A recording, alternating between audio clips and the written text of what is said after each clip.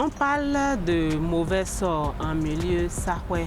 Si on rencontre par exemple des cas de décès tragiques, c'est-à-dire par accident, et des morts par épidémie par exemple.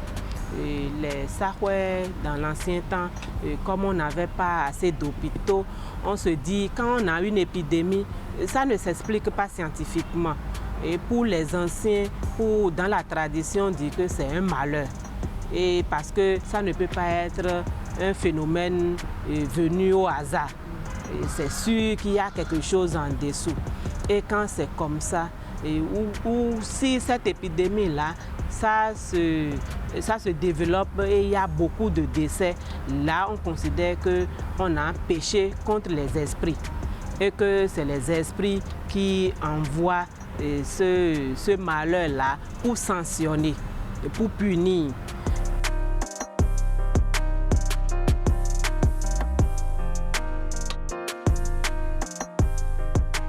On avait des cours d'eau et on peut dire qu'une dame qui ne devrait pas aller au bord de ce cours d'eau-là, tout en étant en menstruation, qui allait peut-être laver le linge, et c'est pourquoi les esprits se sont fâchés. On peut dire qu'il y a eu un acte incestueux, on peut dire ça, ou carrément il y a des interdits que les gens ne suivent plus.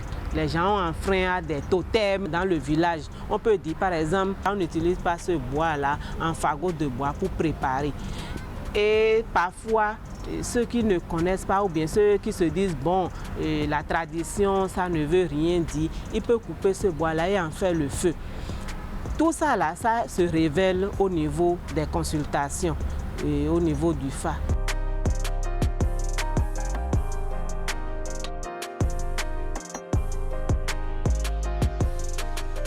On dit au village que tel jour, et souvent c'est la nuit qu'on chasse le mauvais sort. Et ils ont des chansons qui chantent, ils ont des incantations. On circule dans la ville avec des potions, on asperge la ville et on chante, on dit des incantations et on va jusqu'au niveau de la forêt où on fait des sacrifices.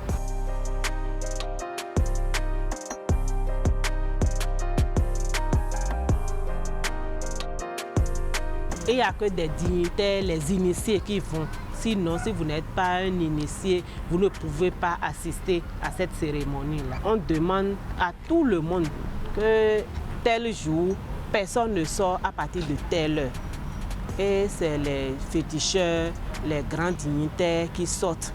Le lendemain, vous pouvez commencer par faire vos activités. Mais au moment où cette cérémonie-là doit se faire, personne ne sort de sa chambre. Vous ne devez pas être au dehors, même dans votre cour, vous ne devez pas être au dehors même à l'heure où ça se passe. Parce qu'on dit que les esprits peuvent habiter quelqu'un.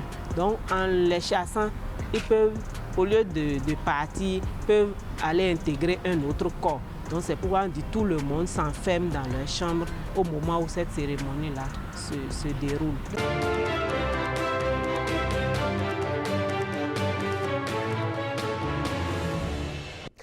Et voilà, c'est ça, hein. Vous avez entendu beaucoup de choses par rapport à comment purifier une communauté, une localité en milieu sahouais du mauvais sort. Et les mauvais sorts qui sont généralement causés par des situations que l'on commet pour enfreindre peut-être à une divinité. Inceste, elle a dit tout à l'heure l'inceste, ou bien vous êtes menstrué, vous êtes allé laver les linges au bord d'un fleuve où vous ne devriez pas aller. Comment faire pour purifier? Eh bien, on a entendu, en tout cas, ça fait partie des réalités culturelles de nos localités. Ce n'est pas seulement en milieu sahouais, à plusieurs endroits. Je me rappelle, j'étais à Savalou pour le tournage d'un documentaire sur la mare aux caïmans.